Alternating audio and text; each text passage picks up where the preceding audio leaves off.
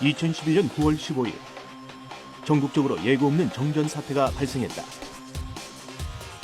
시민들은 엘리베이터에 갇히고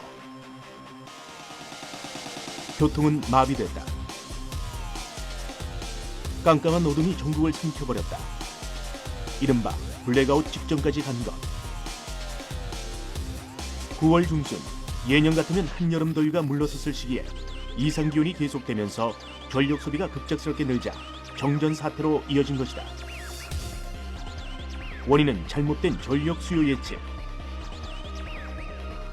9.15 정전 사태는 우리나라 전력 수급의 불안정성을 보여준 단적인 사례였다.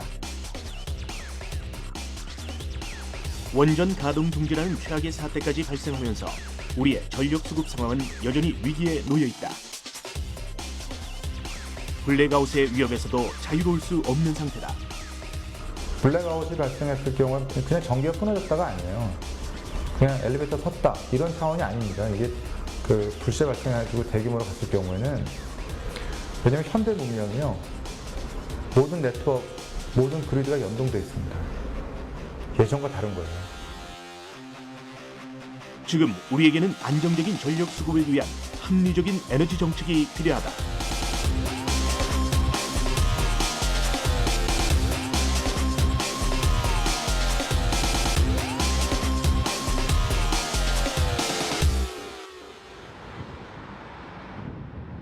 자동차와 신재생 에너지 강국으로 알려진 독일. 독일 에너지 정책의 핵심 이슈는 탈원전과 신재생 에너지 확대다. 하지만 독일의 에너지 정책은 최근 딜레마에 빠졌다. 과연 어떤 문제가 있는 것일까?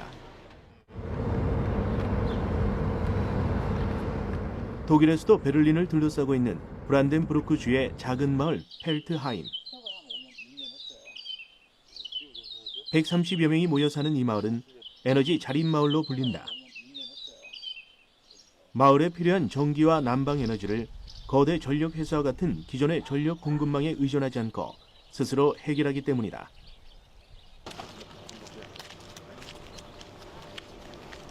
마을 한쪽에는 축사와 곡물 첨고처럼 생긴 바이오가스 시설들이 들어서 있다.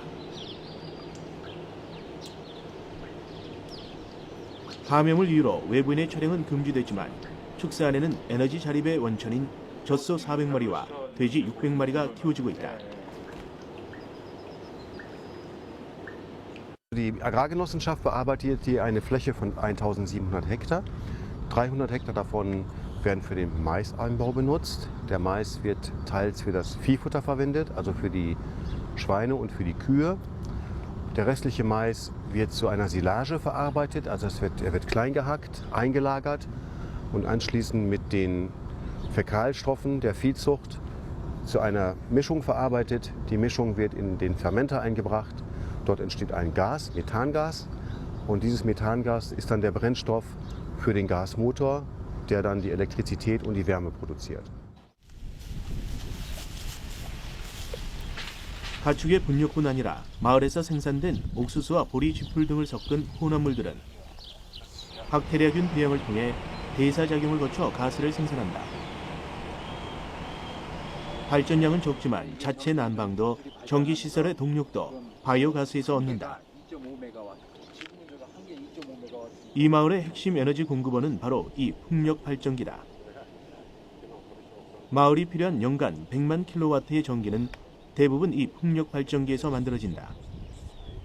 한 기에 500킬로와트에서 2메가와트까지 생산하는 풍력 발전기는 모두 42개, 총 1억 4천만 킬로와트를 생산할 수 있는 규모다.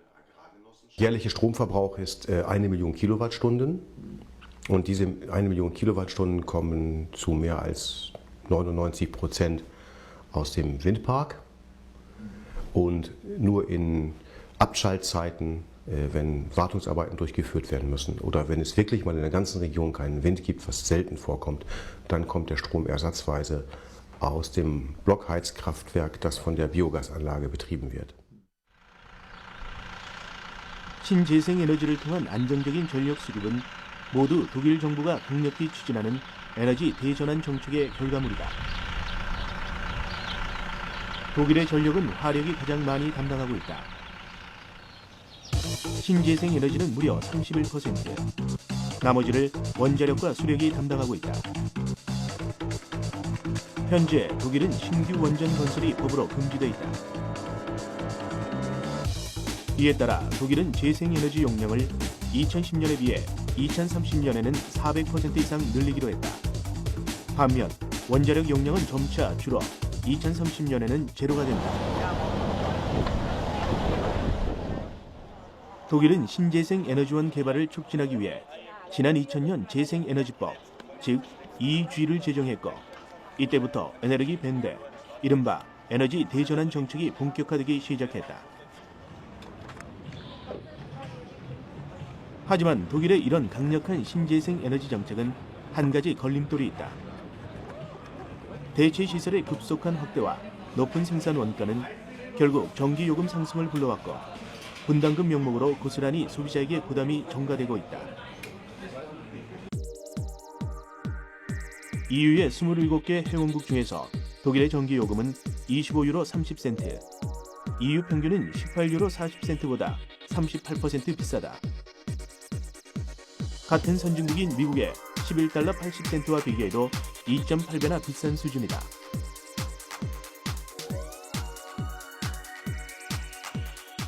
Durch die ökologische Reform der Stromproduktion in Deutschland auch von der Regierung gewollt, die Steuer für Strom immer höher gestiegen, sodass es zu dem Effekt kommt, man kann sich zwar den Stromanbieter auswählen, aber man kriegt nicht unbedingt niedrigere Preise, sondern im Gegenteil, es ist im Moment sogar so, wenn Sie weniger verbrauchen, zahlen Sie meistens noch eine höhere Rechnung als im nächsten Jahr.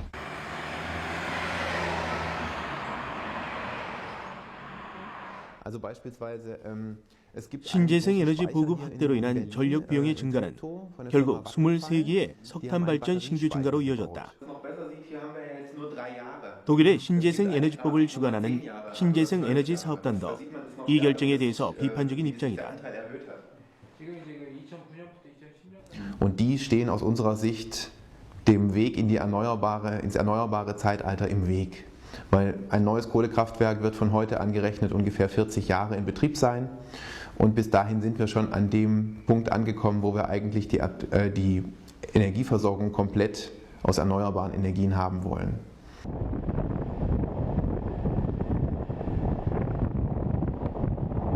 전기요금 인상 외에도 문제점은 또 있다.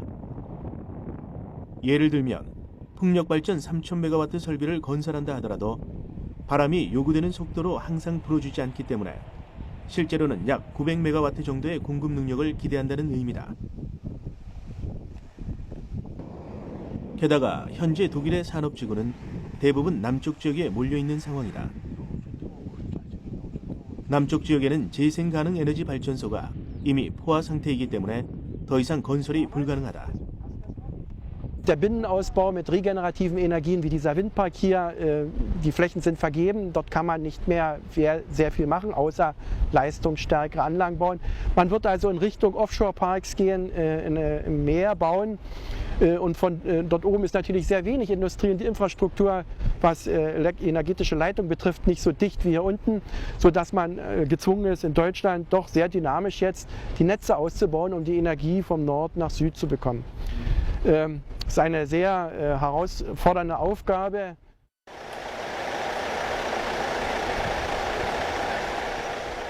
산업계와 원자력 업계도 최근 독일의 탈원전 정책에 대해 비판의 목소리를 높이고 있다. 독일 원자력 포럼은 원자력 발전소를 계속 사용해야 한다는 입장이다. 이들은 탈원전 정책으로 인해 아주 조금씩 전력난이 시작되고 있다고 얘기한다. 2011 war man der Auffassung, dass man ungefähr bis Ende 2013 die kritische Phase, was die Versorgungssicherheit betrifft, überwunden hat.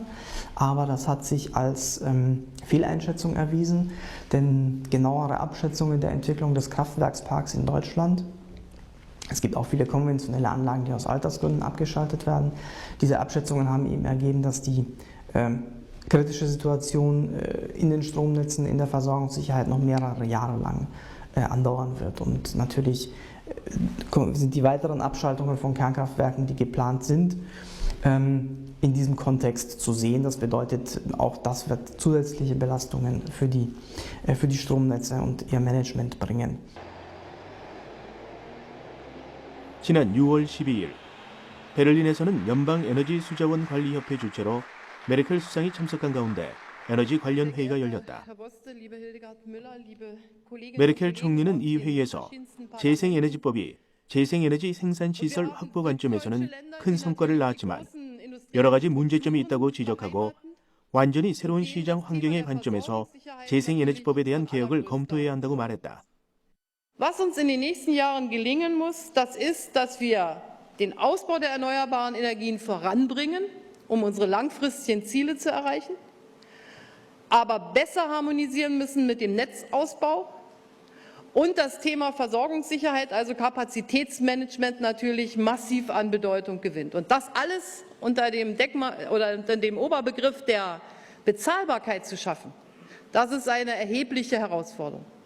Gebäudesanierung rechnet sich in ungefähr 40 Jahren. 독일의 확고한 탈원전 정책은 재고되지 않을 전망이다. 아름다운 도심의 야경. 도심의 밤이 아름다운 건 형형색색으로 조명을 밝혀주는 전기가 있기 때문이다. 도시인들에게 전기는 이제 공기만큼이나 소중한 존재가 됐다. 하지만 전기 에너지가 주는 편리함과 효율성은 그만큼 큰 위험성을 내포하고 있다. 전기 에너지는 수요와 공급이 실시간으로 정확히 일치됩니다. 그래서 10분의 1초만 수요 공급이 안 맞으면 불일치하게 되면은 우리나라 같은 경우에 대규모 블랙아웃이 발생하게 돼 있어요. 기계적으로. 우리나라는 단위 면적당 전기화 밀도가 세계 최고다. 또 전기 수요의 40%가 수도권에 몰려 있다. 전기 밀도가 크다는 것은 그만큼 효율적이라는 동시에 의존성이 크다는 것이다. 즉, 한꺼번에 무너질 가능성이 있다는 것을 의미한다. 전력의 과소비도 문제다. 게다가 삼면이 바다로 둘러싸인 우리나라는 유럽과는 달리 이웃나라에서 전력을 끌어오기 어려운 상황이다. 국내 에너지 총 소비량에 대한 생산되는 에너지 양의 비중을 에너지 자급률이라 한다. 우리나라 에너지 자급률은 현재 18% 정도다. OECD 국가들의 평균 에너지 자급률은 60% 수준. 주요 국가들과 비교하면 우리나라의 에너지 자급률은 비교조차 되지 않을 정도로 미약하다. 에너지 자급률은 곧 에너지 안보와 직결된다. 에너지 안보란 에너지 공급의 안정성을 얘기한다. 에너지를 얼마나 안정적으로 공급할 수 있느냐가 관건이다. 우리나라의 경우는 그 에너지 해외 의존도가 약 97%에 이를 정도로 해외에서 대부분의 에너지를 수입하고 있는 상황입니다. 만약에 해외 에너지 수급 여건이 나빠져서 가격이 급격하게 상승을 하거나 지정학적 문제 때문에 특정 에너지원의 수입이 불가능할 경우에 최악의 경우로 보면 국내의 경제 활동이 마비되는 심각한 지경에 이를 수 있습니다. 에너지 안보를 이루기 위해서 가장 중요한 것은 바로 최적화된 에너지 믹스다. 에너지 믹스란 섞는다는 뜻의 영어, 믹스를 적용한 합성어로 에너지원을 다양화한다는 의미를 갖고 있다. 한국인의 대표 음식 비빔밥을 생각해보자. 여러 가지 재료를 비벼서 최적의 맛을 낸 비빔밥처럼 에너지 정책에도 비빔밥의 원리는 적용된다.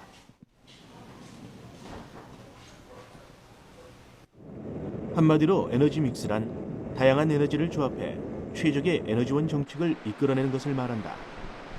석유나 석탄 같은 기존 에너지의 효율적 활용과 태양광 같은 신에너지원의 융합을 통해 폭발적으로 증가하는 에너지 수요에 적절하게 대응하는 것이다. 안정적인 에너지 공급을 위해서는 첫 번째 제일 중요한 요소가 그 에너지 안보라는 측면입니다. 어떤 타 국가나 타 여건에 변동에 관계없이 안정적으로 에너지를 공급할 수 있는 게 가능해야 되고요.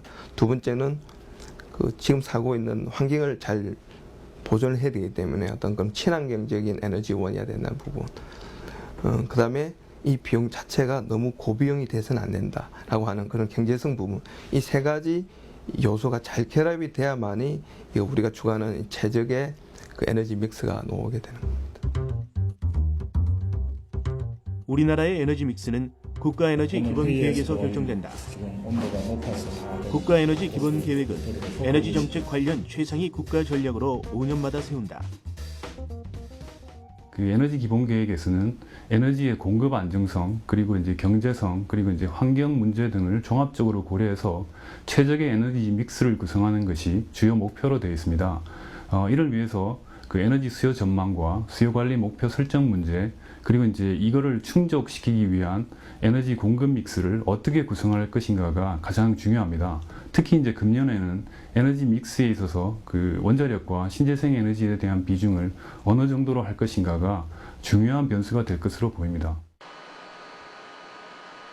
원자력과 신재생 에너지에 대한 비중, 이것이 바로 올해 세워질 제2차 국가에너지 기본계획의 핵심 이슈다.